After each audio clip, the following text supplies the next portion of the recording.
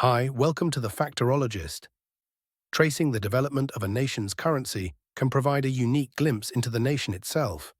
But currency is complicated. Its history often defies a simple straight-line narrative, and there are countless technicalities along the way that threaten to glaze over the eyes of anyone without a degree in economics. So let's take a look at some of the most interesting moments in the history of US currency, and leave the rest to the economists. The first national bills were called Continentals. The first national paper currency for what would become the United States of America was issued by the Continental Congress in 1775. Known as Continental currency, it was intended as a way to fund the Revolutionary War. Though the currency started strong, a lack of adequate revenue sources and mismanagement by the government resulted in its quick depreciation. To make matters worse, Great Britain counterfeited the 1777 and 1778 issues of continental currency in an act of wartime economic sabotage, and did so to such an extent that Congress was forced to recall both printings. As the currency's value continued to plummet, Congress stopped printing new continentals altogether in 1779. Though the bills continued to circulate, they were worth only 1% of their face value by 1781. New coins were minted under Alexander Hamilton. By the end of the 18th century, the United States needed a currency do-over. In 1791, Alexander Hamilton, the nation's first Treasury Secretary, established the Bank of the United States in order to create a stable system of credit for the government. The following year, Congress passed the Coinage Act of 1792, which called for a standard national mint in Philadelphia that would produce coins made of copper, silver, and gold. These coins included the very same denominations we use today, but there was also a broader range of values. Coins made of copper included the half cent and cent. Coins made of silver included the half dime, dime, quarter, half dollar, and dollar. And coins made of gold included the quarter eagle, half eagle, and eagle. The US dollar was based on the Spanish peso.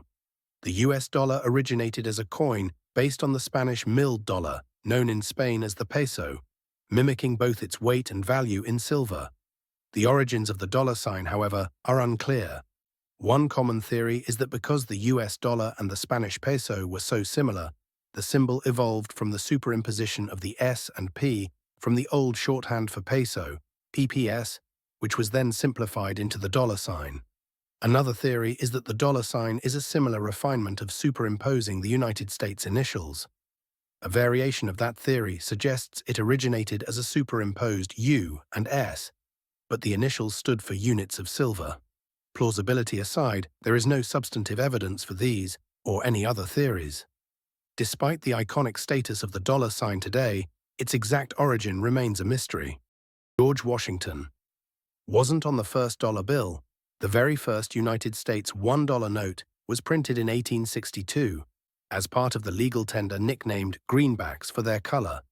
This first dollar bill didn't include an image of George Washington anywhere on it. Instead, on the front of the note was the likeness of then Treasury Secretary Salmon P. Chase. Yes, the official in charge of creating the currency opted to put his own image on it. Chase later described how that came to be during a speech. "I went to work and made greenbacks, and a good many of them. I had some handsome pictures put on them. And as I like to be among the people, and as the engravers thought me rather good-looking, I told them they might put me on the end of the $1 bills." Aside from Chase's face, the greenbacks also included anti-counterfeiting measures such as the U.S. Treasury seal, engraved signatures, and complex patterns and shapes made by geometric lathe. These early anti-counterfeiting measures are the root of techniques still in use today, though today they are augmented by other identifying factors. As for George Washington, his image replaced Chase's on the dollar bill for good in 1869. A recurrent provision in Section 116 of the Annual Financial Services and General Government Appropriations Act prevents any redesign of the $1 note. There used to be a $10,000 bill. The $100 bill is now the largest denomination of American currency, but there were once much larger notes printed. Until their discontinuation in 1969, notes in $500, $1,000, $5,000, and $10,000 denominations were issued, though not widely circulated for reasons that are self-evident. With the exception of the $5,000 bill, Each note had blue seal and green seal versions. Pictured on the blue seal $500 was former Secretary of State John Marshall, while President William McKinley appeared on the green seal version. The blue seal $1,000 depicted Alexander Hamilton, while its green seal counterpart featured Grover Cleveland.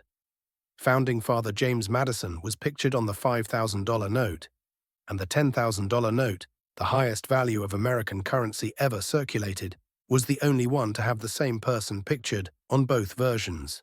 Who else could that honor have gone to but Salmon P. Chase? Just one piece of U.S. currency surpasses the $10,000 note as the largest denomination ever printed. Though it was not circulated, the $100,000 gold certificate, only printed for 3 weeks between 1934 and 1935. The gold certificate was exclusively intended for transactions between Federal Reserve banks. Woodrow Wilson is portrayed on the front of the note. Possession of the $100,000 gold certificate by a civilian is illegal, an infraction that might be a contender for the strangest possible financial crime. If you want to learn more about various facts, please subscribe to The Factorologist. Until next time.